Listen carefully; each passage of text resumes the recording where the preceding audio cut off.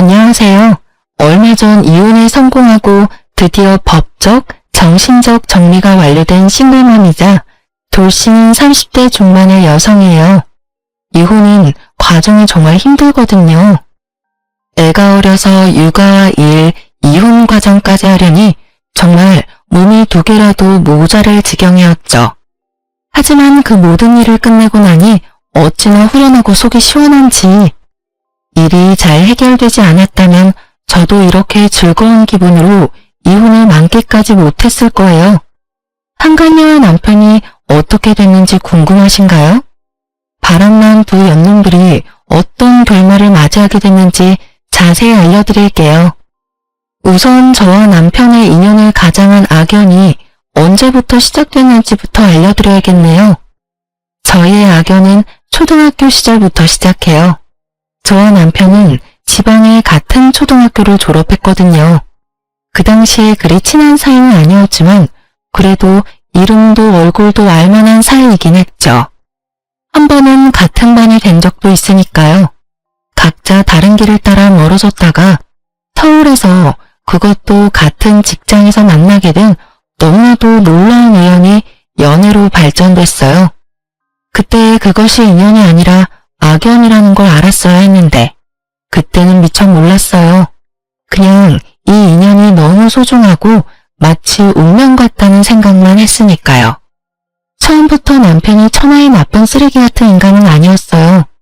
그랬으면 제가 만나지도 않았을 거고 결혼을 생각하지도 않았을 테니까요. 그때는 정말 착하고 사람을 배려해주는 남자였거든요. 그 모습에 반해서 결혼한 것이기도 하고요. 결혼을 31에 했는데 아이는 33에 낳았죠. 그리고 이혼은 35에 했으니 생각보다 빠른 이혼이었다고 봐요. 저희 이혼의 시작은 짜증나는 남편의 지방 관련 때문이었어요. 당시 저는 아이를 낳고 육아휴직 중이었고 남편은 지방으로 발령이 났어요. 시댁이 거기 있었기 때문에 어쩔 수 없는 선택이긴 했죠. 그렇게 우리는 의도치 않게 주말 부부가 됐죠. 몸이 멀어지면 마음도 멀어진다고 했나요? 그런데 저희는 반대였어요. 멀리 떨어져 있으니 남편의 연락이 정말 잦았죠. 아주 루틴이었어요. 아침 출근 전, 출근 직후, 점심 전, 점심 후, 저녁 전, 저녁 후. 자기 직전까지 남편은 꼬박꼬박 연락했어요. 그게 당연히 저에 대한 애정이라고 생각했는데 알고 보니 그게 아니었더라고요. 남편과 떨어져 산 지 6개월쯤 됐을 때 남편이 발령받은 지방, 즉 저희들의 고향에서 고향 친구가 저한테 연락을 해왔어요. 그 친구와는 1년에 한 번 연말에 꼬박꼬박 보는 친구인데 연말도 아닌데 연락이 와서 신기하게 생각했죠. 야, 동영상 하나 보낼 테니까 확인 한 번만 해봐. 이거 네 남편 맞아? 저는 친구가 보내준 동영상을 열었어요. 그리고 거기에 찍힌 걸 보고 제 눈을 의심했죠. 어떤 여자와 제가 잘 아는 번화가를 걸어가고 있더군요. 여자는 남편의 옆구리에 딱 붙어 있었고 남편의 손은 여자의 허리쯤에서 그 여자를 자신의 곁으로 밀착시켜 놨더라고요. 게다가 영상은 거기서 끝난 게 아니었어요. 두 사람이 번화가에서 모텔촌으로 이어진 길로 들어가고 있었다는 게 문제였죠. 그쪽은 정말 모텔들밖에 없는 곳으로 남편과 연애할 때 저도 거기에서 숙박한 적이 있었거든요. 그걸 보니 속에서 천불이 나더군요. 친구와의 대화를 어떻게 했는지 기억도 안 날 정도로 저는 충격을 받았어요. 아기가 배고파서 울어대자 정신이 들었죠.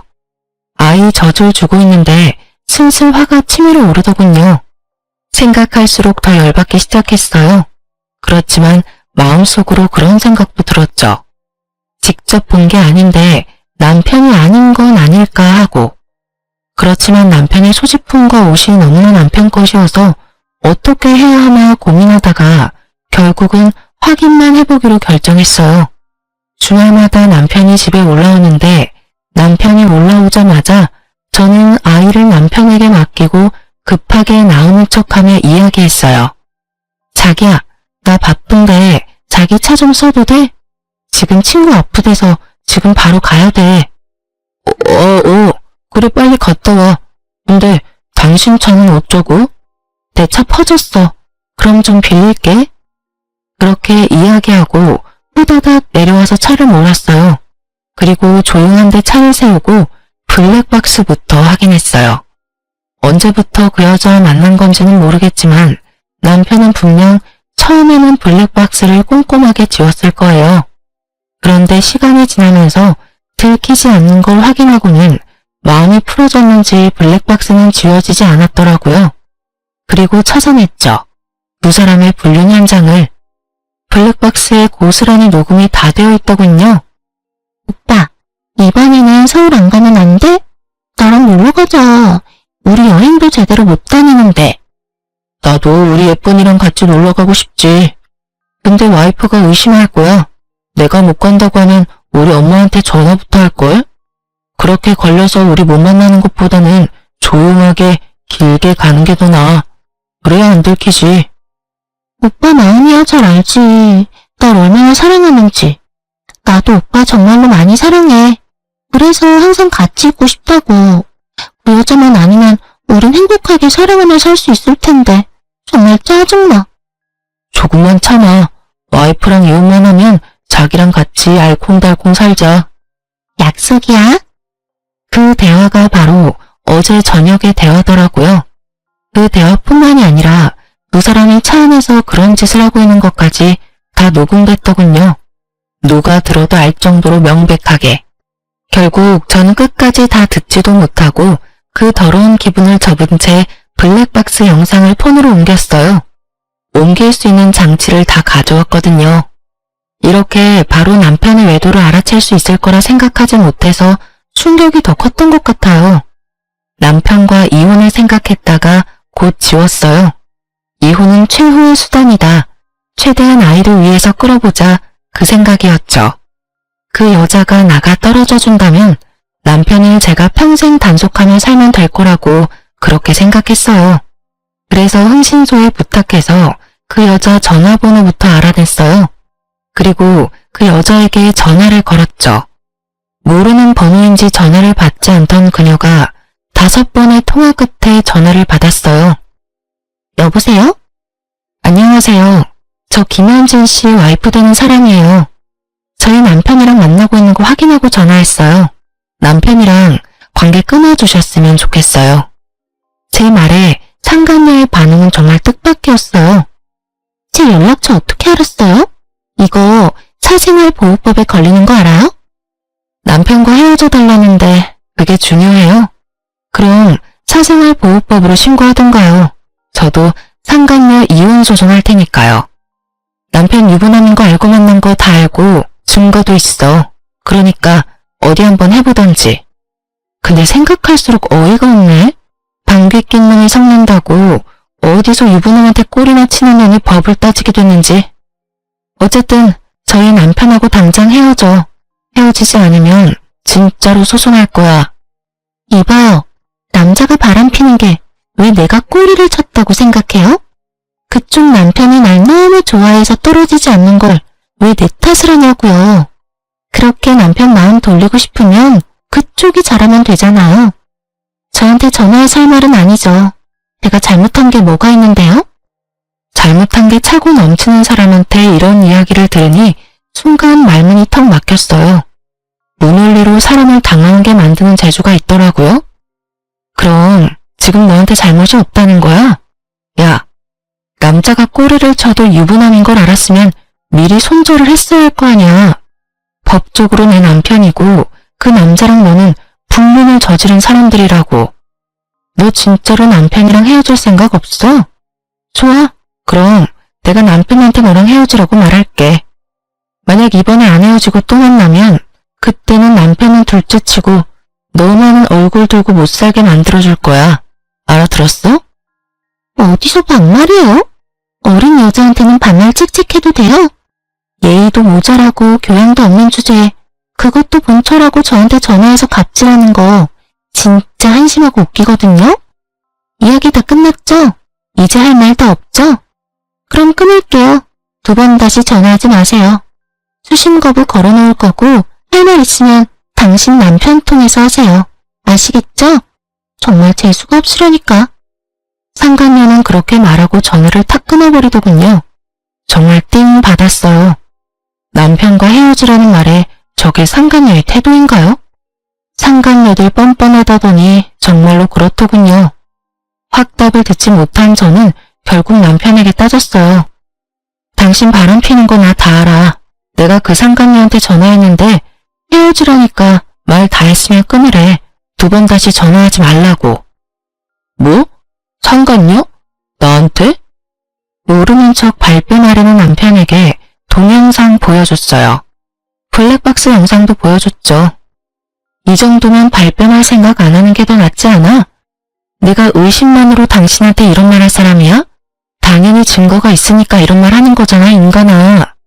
네가 어떻게 나한테 이럴 수가 있어?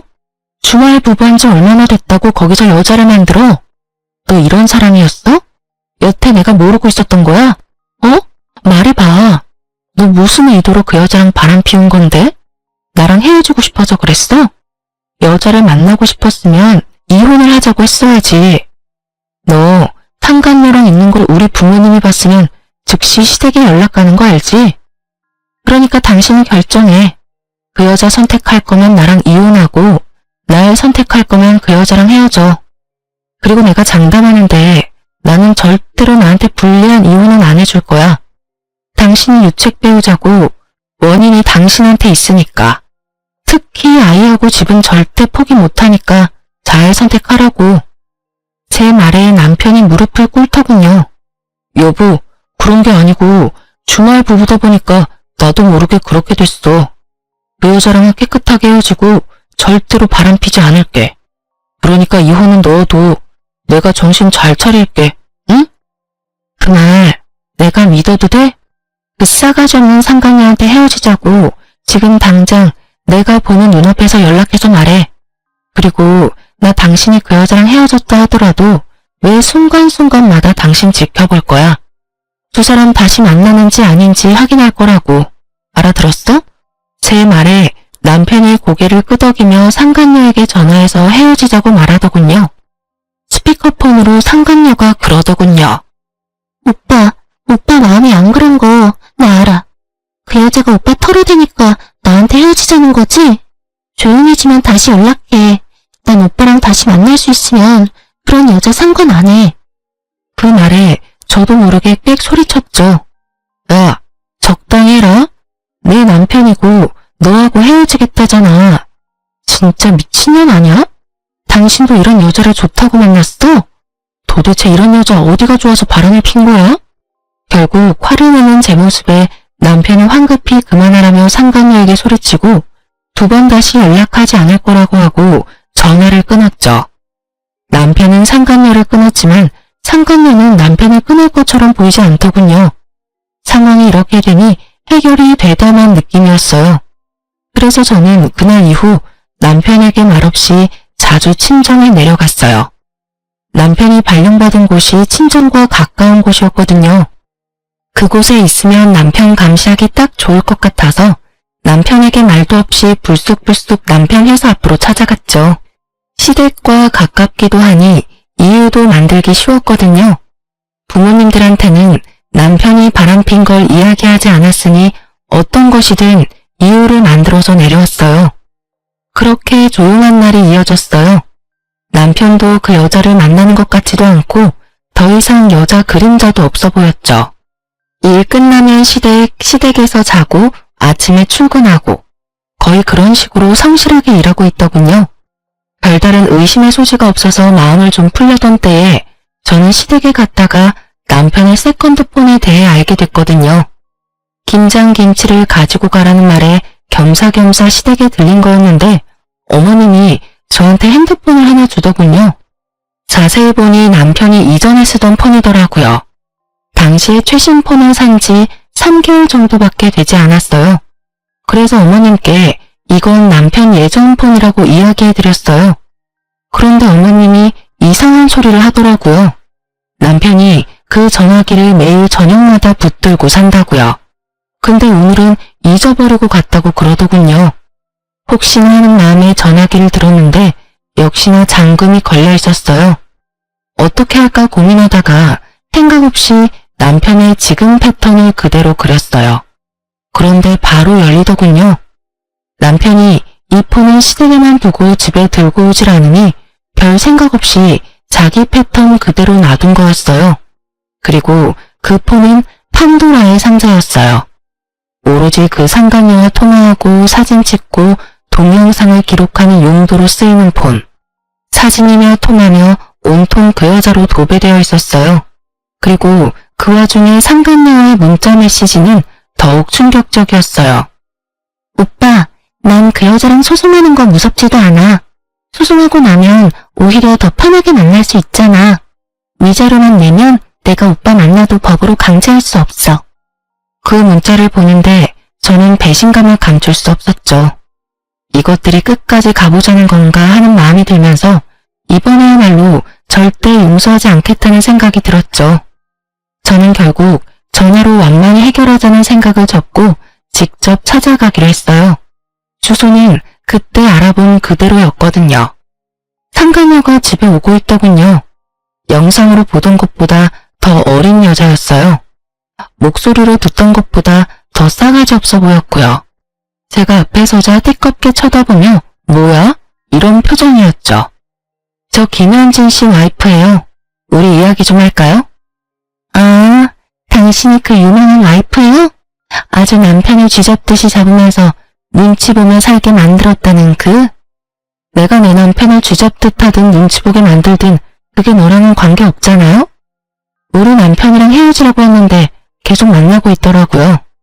저 분명히 소송 건다고 말했어요. 소송 걸어요. 하고 싶은 대로 하면 되지.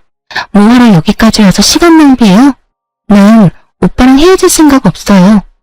와이프라고 뭐라도 되는 것처럼 행동하는데 그거 서류상의 관계일 뿐이고 둘 사이에 이미 사랑이고 뭐고 아무것도 없는데 그렇게 붙잡고 있는 거 비참하지 않나? 나 같으면 그냥 놔줘버리고 말 텐데. 하여간 없는 것들은 양보할 줄도 몰라요. 남편 떠나갈 것 같으니까 아주 동아줄 붙들듯이 꼭 쥐고 있으려고 안간힘을 쓰네. 정말 치욕스럽고 모욕적인 말이었어요. 어떻게 저렇게 새파랗게 어린 여자애가 저런 말을 내뱉는지 이해가 안 갈 정도였죠. 뭐라고? 소송해요. 내가 위자료 줄 테니까. 위자료 받고 우리 그냥 놔두면 안 돼요? 아니, 사랑이 없다는데 왜 그걸 가지고 있으려고 하냐고요.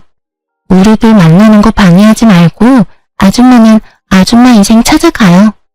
이미 마음 떠난 남자 붙들고 있어봐야 본인만 불쌍해요. 정말 허파가 뒤집어진다는 어른들 말이 오장육부가 끓는다는 옛말이 어디서 나온 건지 이해가 절실히 될 정도로 몸이 분노로 엉망이 되었어요.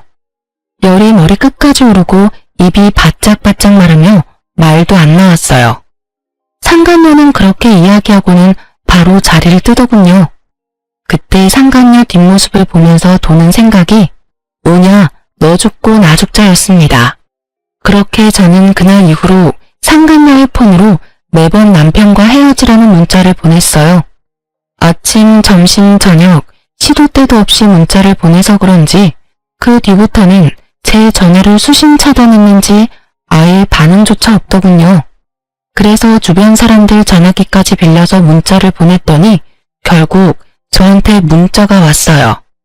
물론 제가 생각하고 상상하던 문자는 절대 아니었어요.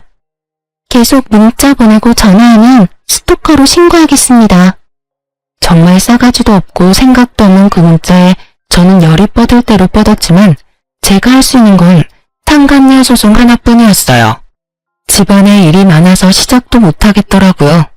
게다가 그 문자를 받은 다음 날은 친정 부모님 이사 후 집들이 날이었거든요. 아파트에서 주택으로 이사하면서 노후 준비를 하셨는데 아무래도 직원들이 집 샀으니 집들이 한번 해야 하는 거 아니냐는 말이 나와서 새로운 집에서 집들이를 하기로 했대요. 그런데 아무래도 어머니 혼자 요리를 하는 것도 힘들고 연세도 있는데 10명 넘는 부하 직원들 음식하는 것도 힘든 일이잖아요. 그래서 제가 가서 도와드리기로 했어요. 결국 상간녀에게 받은 모욕과 스트레스는 고스란히 묻어둔 채 친정으로 갈 수밖에 없었죠. 시댁에 잠깐 일을 맡기고 친정으로 갔더니 어머니 혼자 열심히 음식상 차리고 계시더라고요. 저는 친정엄마를 도와 앞치마를 하고 손에도 팔토시를 한 뒤 머리를 질끈 묶어서 일을 도왔어요. 친정엄마는 요리에 소질이 없으셔서 이번에 집들이 할 때도 케이터링 업체를 통해서 음식을 준비했거든요. 퀵으로 도착한 음식을 집안으로 옮기는데 현관이 시끌벅적하더군요. 바로 친정아버지 직원들이 집들이를 하러 온 거였어요. 저는 몰골도 그리 좋지 않고 꾸미지도 않아서 부엌에 숨어 있으려고 했는데 아버지 부하 직원들 중에 제가 아는 얼굴이 있어서 깜짝 놀랐어요. 바로 상간녀가 거기 있었어요. 저는 숨지 못하고 상간녀와 마주했고 상간녀는 다른 직원들과 아버지를 다 들여보내고 제일 마지막에 들어오며 저한테 한마디 하더군요. 아줌마, 진짜 스토커예요? 어떻게 내가 여기 올 줄 알고 여기서 가사 도우미나 하면서 기다리고 있는 거냐고요. 아, 진짜 답 없는 사람이네. 그렇게 남편이 뺏기기가 싫었어요. 그래도 그렇지. 이런 식으로 다른 사람 뒤캐면서 여기 와 있는 건 완전 불법인데다가 사생활 침해죠. 완전 스토커냐? 상간녀는 마치 자신이 피해자인 것처럼 아주 큰 소리로 집안에 있는 모든 사람들이 듣도록 이야기하더군요. 딱 봐도 저한테 수치를 주고 저를 쫓아낼 생각으로 가득해 보였죠.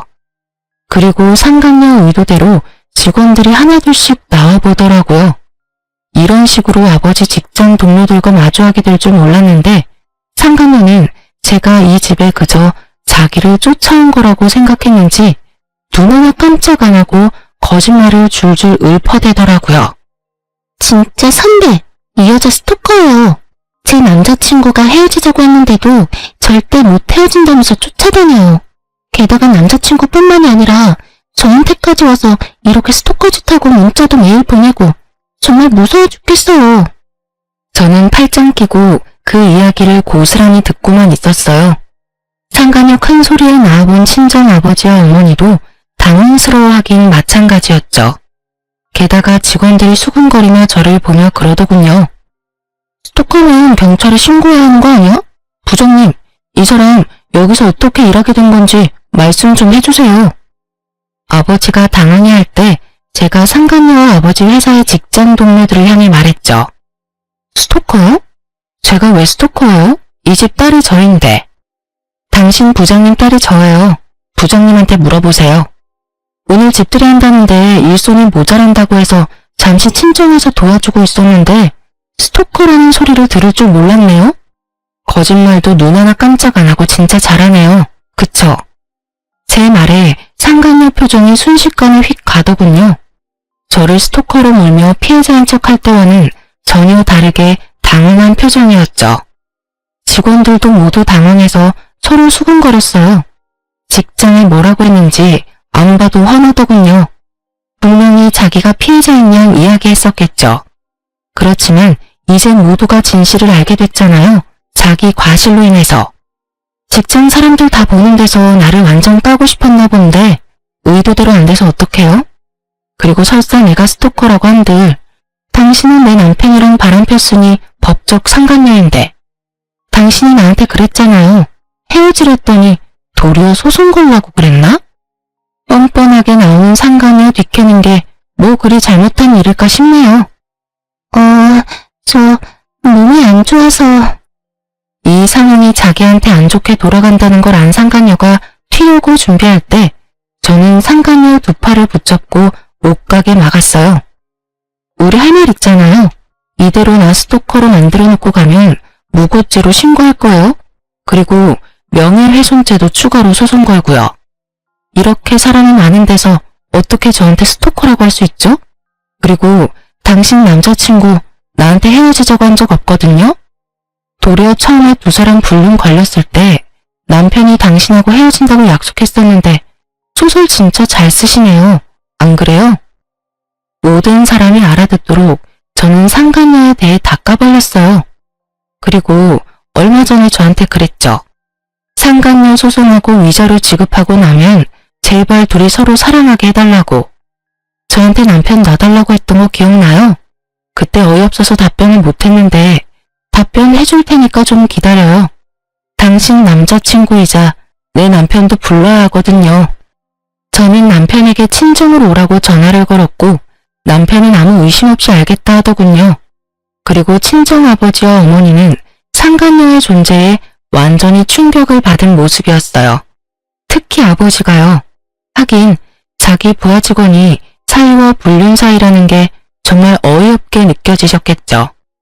상간녀는 아무 말도 못하고 입을 꾹 닫고 있더군요. 그렇게 저한테 조잘조잘 쓰레기 같은 말을 잘만 하던 상간녀가 친정아버지와 직장 동료들이 있으니 아무 말도 않고 묵비권을 행사 중이었어요. 아버지는 열이 받을 대로 받아서 수군거리는 다른 직원들을 미안하다며 내보냈고 상간녀의 근처에서 열을 내고 있었어요. 상간녀의 직장 동료들은 무척 충격받은 얼굴에 완전 뒤통수 맞은 표정으로 집을 나섰어요. 상간녀가 남편을 총각으로 둔갑시키고 저를 스토커로 만들었다는 게 분명해 보였죠. 남편은 아무 생각 없이 친정으로 왔더군요. 그리고 거실에 있는 상간녀 얼굴을 보고 당황한 것 같았어요. 여보, 무슨 일로 불렀어? 보고도 몰라? 당신 여전히 이 여자랑 바람피는 거 알았거든. 그리고 이 여자가 아주 우습게도 내가 자기 스토커 짓 하러 여기 와 있었다고 착각 제대로 했나 보더라고. 여기가 우리 친정인지 모르고. 세상 참 좁다. 그치? 당신 상간녀가 우리 아버지 부하 직원이네? 어때? 장인어른 부하 직원이랑 바람 피우는 재미가 스릴했었겠다. 그치? 여보, 아니야. 우리 그런 사이 아니고 저 여자가 먼저 작정하고 나를 꼬신 거였어. 난 정말 맹세코 저 여자한테 끌려다닌 죄밖에 없어. 무슨 소리라는 거야? 당신이 먼저 날 꼬셨잖아. 자기 와이프랑 완전 정반대라서 좋다고 해놓고선 이제 와서 발뺌하기야? 거짓말 좀 그만해. 네가 나한테 들러붙지만 않았어도 이런 일 없었을 거야. 헤어지자고 했을 때 깔끔하게 헤어져줬으면 됐잖아. 그래서 내가 헤어지지 못하겠다고 했을 때 나도 그렇다면서 나 보내기 싫다면서 질질 짜던 새끼는 누군데? 우리 둘이 만난 게 어째서 내 잘못이야? 그리고 당신이 먼저 꼬셨잖아. 술집에서 먼저 말 건 것도 당신이고 헤어지고서도 다시 만나자고 울고불고 했던 사람도 당신이고. 내가 아니라 네가 그랬겠지. 날 불륜이나 하는 쓰레기로 만들고 싶은 건 알겠는데 더 이상 거짓말로 나와 내 가족 속일 생각하지 마. 내가 거짓말을 한다고? 진짜 쓰레기 같은 새끼네. 당신 가족들이 이제 와서 당신 말을 믿을 것 같아? 내가 당신이랑 어떤 대화를 나눴는지 알면 그 사람들이 당신 말 믿을 것 같아? 이제 와서 마누라 친정 어른들 무서워서 빌빌대는 건 알겠는데 이건 아니지. 나한테 다 뒤집어 씌우고 너는 결백을 주장하겠다? 내가 가만히 있을 줄 알아? 둘이서 잘 싸우더군요. 내가 잘못했니, 네가 잘못했니. 엄청나서 말로 치고받는데 본인 제가 다 웃겼어요. 불륜이 혼자 힘으로 되는 건 아니잖아요. 남편도 똑같이 바람 폈으면서 아닌 척하는 거 보니 어지간히도 처갓집 식구들이 무서웠나 싶기도 하고요. 남편은 옥신각신하다가 저희 부모님을 쳐다보고는 고개를 숙이며 한껏 억울한 표정으로 말하더군요. 장인어른, 장모님, 저 진짜 아니에요. 분명히 거절하고 정리했어요. 제가 아내랑 아이를 두고 이런 짓을 저지를 리가 없잖아요. 김서방, 도대체 이게 다 무슨 일이야? 자네가 정말 우리 부하 직원이랑 바람을 핀 거야? 자네는 생각이 있는 건가 없는 건가? 그것도 바람핀 여자가 어느 직장 다니는지도 모르고 저 자식 놔두고 이런 짓을 저질렀다고? 자네가 사람이야? 짐승만도 못한 놈. 결국 친정아버지의 분노가 완전 극에 달했죠. 그럴 수밖에요. 오늘이 경사스러운 집들이었는데 이런 난장판이 되어버린 데다가 직장 사람들이 다 알아버리는 바람에 아버지 입장도 난처한 상황이었죠. 여보, 이런 일 겪게 해서 정말 미안해. 하지만 저 여자 말은 진짜로 다 거짓말이야. 한 번만 용서해줘. 나는 저 여자한테 이용당한 죄밖에 없어. 당신도 잘 알잖아. 내가 당신이랑 우리 아이한테 얼마나 잘해줬는데. 잘해주면 뭐해? 마음이 다른 곳에 있는데. 내가 처음에 용서해줬을 때 당신이 저 여자 손절하고 우리한테 돌아왔다면 나는 그 한 번 정도는 마음에 묻고 살 생각이었어. 우리 아이 아빠고 내 남편이니까. 그 전에 그런 사고 한 번 친 적 없었으니까. 그런데 당신은 어떻게 했어? 내가 준 기회를 스스로 차버리고 다시 저 여자랑 만나왔잖아. 만약에 네가 정말로 저 여자를 단 한 번도 안 만났는데 저 여자가 만났다고 혼자 좋아서 그런 거라면 나도 당신 용서해 줄 수 있어. 그런데 당신 여기 올 때 내내 그 여자 만났어. 내가 모를 줄 알아? 당신 폰 대화 내용 이미 다 봤어. 그걸 아는 나한테 저 여자가 거짓말을 했다고? 너나 저 여자나 똑같아. 똑같이 더럽고 비열한 년놈들이야. 나 더 이상 당신 믿지 못하겠고 믿고 싶은 마음조차 없어. 그러니까 이혼해. 깔끔하게 헤어지고 저 여자랑 만나든 말든 네 마음대로 해. 난 이제 당신한테 신경 쓰고 싶지 않으니까. 제가 그렇게 말하자 남편이 완전 충격을 받더군요. 상간녀는 기회가 온 듯한 표정이었고요. 하긴 이혼 안 해도 만나겠다던 여자가 저 상간녀였잖아요. 본인은 잘 됐다 싶었나 보죠. 두 연놈들이 잘 되는 꼴은 정말 보고 싶지 않았지만 제 마음이 더 이상 상처받는 걸 두고 볼 수도 없었어요. 게다가 부모님이 계시는 곳에서 부모님 부하 직원들도 다 알아버리게 된 이 상황은 덮을래야 덮을 수 없을 만큼 커졌고요. 결국 저는 남편에게 이혼을 통보하는 것밖에 방법이 없었어요. 아니, 저 여자랑 헤어졌어. 헤어진 걸 확인 못하겠으면 지금 당장 다시 헤어질게. 두 번 다시 나 쫓아다니지 말라고. 그런데 왜 우리가 이혼을 해야 해? 나 이혼하기 싫어. 당신이랑 애를 놔두고 내가 왜 이혼을 해야 하는데? 그래, 나 저 여자랑 바람 좀 폈어. 그치만 그 순간뿐이었고 정말로 엔조이였다니까? 사랑이 아니라 그냥 보험 같은 거라고. 그 이야기를 듣는 상간녀가 어이없는 얼굴로 남편에게 따지더라고요. 야, 진짜 개쓰레기 아냐? 뭐? 엔조이? 너 나한테 와이프랑 이혼하고 나랑 결혼하고 싶다고 했어 안 했어? 그래놓고 엔조이? 또다시 둘의 싸움이 시작되자 그 꼴이 보기 싫었던 친정아버지가 시댁에 전화를 걸었어요. 두 분은 같은 지방에 있으면서 친한 지인이었거든요. 정 사장, 날쌔. 여기 지금 자네 아들 와 있으니 데려가. 우리 딸이랑 이혼할 거야. 왜긴 왜야? 당신 아들이 바람펴서 상간녀가 지금 우리 집에 와 있다고. 도대체 자식을 어떻게 키우면... 어쨌든 어서 와서 데려가게. 지금 혈압 올라서 쓰러질 것 같으니까. 시부는 놀라서 한달음에 달려왔고 거기서 상간녀와 티격태격하는 남편에게 버럭하더군요. 너 이게 다 뭐야? 너 진짜 바람 폈어? 아버지, 그게 아니라 나 이 여자랑 벌써 헤어졌어요. 와이프가 헤어지라고 해서 이미 헤어졌는데 저 여자가 들러붙는 바람에 이혼하게 된 거라고요. 저도 이혼 안 하고 싶은데 멀리 떨어져 있으니까 좀 외로운 마음에 잠깐 사귄 여잔데 이렇게 될 줄 몰랐어요. 뭐? 아이고 머리야. 너 지금 제정신이야? 너 이 지방에 내려와서 지금 여자를 만났어? 네 부모, 네 와이프 부모님 다 여기 있는데 간도 그게? 정신 나간 놈, 너 이리 와. 당장 집으로 가. 동네 망신 다 시키지 말고. 결국 남편은 시부의 손에 이끌려 시댁으로 돌아갔어요. 상간녀는 남편에게 들러붙으려 했지만 시부가 차갑게 거절하더군요. 아가씨는 뭔데 우리 집에 따라오려고 해? 알아서 집으로 가. 젊은 아가씨가 간도 크게 유부남을 꼬셔서 집안을 이렇게 쑥대밭으로 만들어? 우리 아들이 마음에 들어 해도 우리는 절대로 아가씨 허락 못하니까 알아서 처신 잘해. 시부의 칼같이 끊어버리는 말에 상간녀도 벙찐 것 같더군요. 그렇게 한바탕 집안에 소동이 있고 나서야 저와 남편은 이혼을 할 수 있게 됐어요. 서로가 아는 사이였던 양가 아버님들 덕분에 이혼은 생각보다 순탄하게 됐어요. 시댁에서는 아들의 잘못인데다 상간녀가 처가에 찾아왔다는 것만으로도 고개를 들 수 없을 만큼 미안해했어요. 게다가 아버지 부하 직원과 바람이 난 남편 때문에 회사 안에 소문이 파다하게 나버려서 시부가 어찌할 도리도 없었죠. 이혼 후 친정에 한번 내려왔는데 아버지가 그러더라고요. 그년 결국 퇴사했어. 내가 진짜 어이가 없어서 자기가 잘못해놓고 끝까지 사람들한테 거짓말. 아니 어떻게 그런 짓을 해놓고 직원들 앞에서 그딴 짓을 하고도 여전히 거짓말을 할 수 있는지. 뻔뻔함에 등수가 있다면 1등을 하고도 모자랄 거야.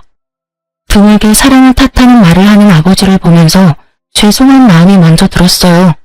의도한 건 절대 아니지만 부하 직원들 앞에서 딸이 상간녀와 마주하게 되는 상황을 목격하셔야 했으니까요.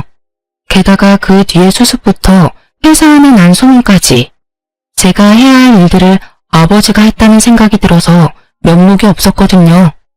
미안해 아버지, 그런 일 당하게 해서. 퇴사면 자기 발로 나간 거네요?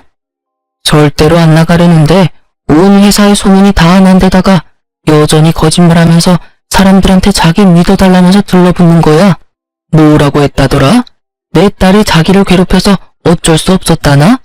그러면서 사랑에 죄가 있는 건 아니잖아요. 그딴 소리나 해대고. 결국은 나도 못 찾았지. 나 몰래 그런 소리 하고 다닌다는 거 듣고 기회 봐서 또 네 욕하고 있을 때 한마디 해줬어. 그렇게 사랑하는 놈이 우리 딸한테 와서 이혼은 절대 안 된다고 눈물 콧물 다 뺐겠냐고. 내 딸 악녀로 만들어서 불륜 정당하고 싶은 건 알겠는데 그런 거 하고 싶으면 회사 아니라 밖에서 하라고 말이지. 그 후로 일로 몇 번 부딪혔는데 결국 아무도 자기 말에 호응 안 해주니 혼자 나가 떨어지더라.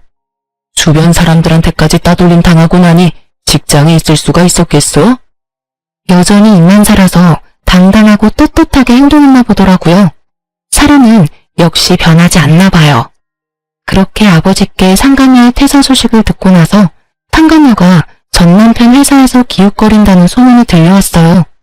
전 남편과 제가 같은 직장이었다 보니 지방이라도 아는 사람은 몇 있었거든요. 다 같이 모여서 워크숍도 하고 그러니까 같은 지방 사람 있으면 다 친분이 생기더라고요. 그때 알게 된 동료가 다 이야기해 주더라고요. 너 혹시 무슨 일 있어? 네 남편한테 여자 붙었어. 퇴근 시간마다 와서 기다리던데 무슨 일이야? 지금 여기 소문 다 났어. 남편, 아니 전 남편 상간녀야. 나 그 남자랑 이혼하거든. 아직 이혼 완료한 건 아닌데 이혼 숙려 기간 중이라서. 근데 다시 합칠 일 절대 없어. 뭐? 너희 이혼한다고? 근데 네 남편은 너랑 이혼할 것 같은 걸로는 안 보이던데? 그 여자 발견하더니 사색이 돼서 우리가 무슨 사이냐고 물었더니 미친 여자라고 하더라고. 완전 질린 얼굴이어서 어디서 여자가 잘못 꼬였나 싶었는데 뭐 잘못 꼬였다기보다 자기들끼리 좋아서 바람 펴놓고서는 상간녀는 나한테 이혼하라고 당당하게 요구하고 남편은 절대 이혼 못한다고 그 여자는 엔조이였다고 하더라고. 근데 상간녀는 전 남편 포기 못하나 봐. 결국은 회사까지 찾아갔나 보네. 나 다음 달이면 육아휴직 끝나고 회사 돌아가는데 본사에는 안아줬으면 좋겠어. 아, 이게 무슨 망신이야? 남편이 잘못했는데 쪽팔리면 다 내 몫이니. 그 이야기를 들으니 웃겼어요. 상간녀는 제가 이혼만 하면 자기가 본처가 될 줄 알았나 보더라고요. 그런데 그게 쉬운 일인가요, 어디? 남편은 엔조이였다는데 인정도 하지 않고 회사에 찾아가는 악수까지 뒀으니. 속으로 제발 본사만 오지 마라 빌었는데 전 남편의 지방 발령도 종료되고 본사로 올라오니 상간녀도 역시 같이 올라왔더군요. 지방의 소문이 본사까지 올라오는데 한 달도 안 걸리더라고요.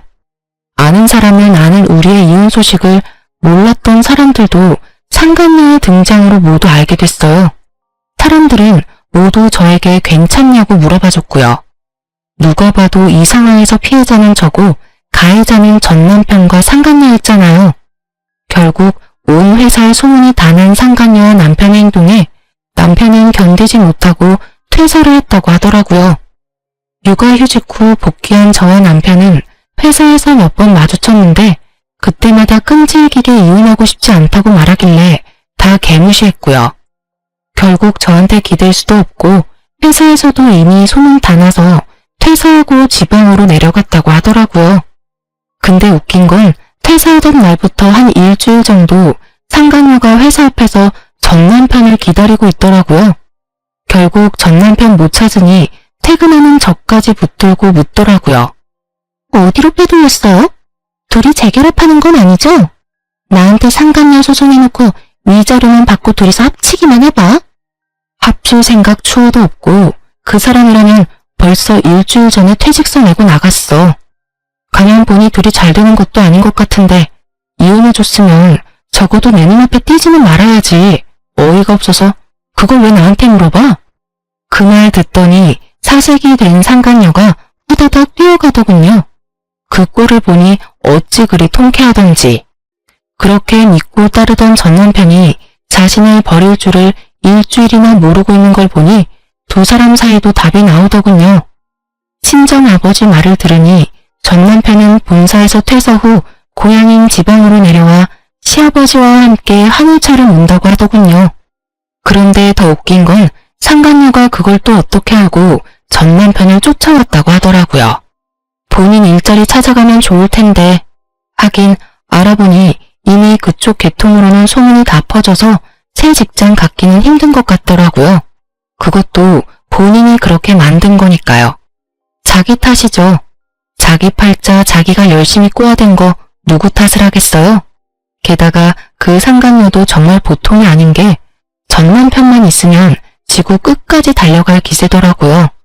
세상에서 제일 지독한 찰거머리가 따로 없었죠.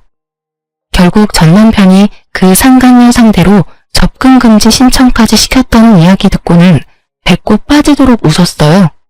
그렇게 사랑하니 어쩌니 하더니만 결국 이렇게 변심하게 될 줄이야.